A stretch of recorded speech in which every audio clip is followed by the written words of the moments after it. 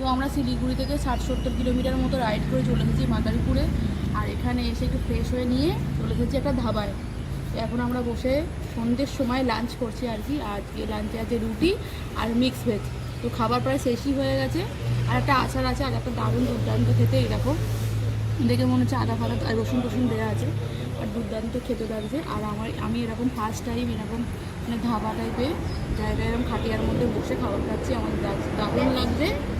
তাই তোমাদের সাথে ভাবলাম একটু শেয়ার করি। আর এখানে বসে আছি, আর সামনের ভিউটাও মারাত্মক পাচ্ছি। তো দেখো দূরে সানসেট হচ্ছে, ওইদিকে সানসেট হচ্ছে।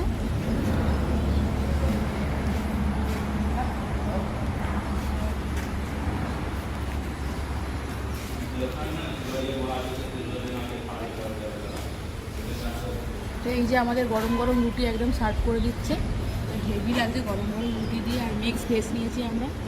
তো চলো আজকে মানে এখন তো একটু পরে সন্ধ্যে নেমে যাবে, রাইডটা ইচ্ছা আছে রাত্রিবেলার দিকে করা, যতটা পারবো টেনে দেবো। তো আর কোনো কিছু আপডেট থাকলে তোমার সাথে অবশ্যই শেয়ার করবো। আর চলো এখন খেয়ে নিই।